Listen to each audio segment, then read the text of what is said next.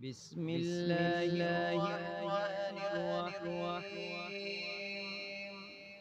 والعصر إن الإنسان لفي خسر إلا الذين آمنوا وعملوا الصالحات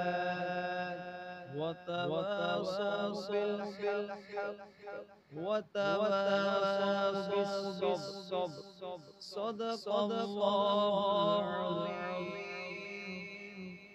بسم الله الرحمن الرحيم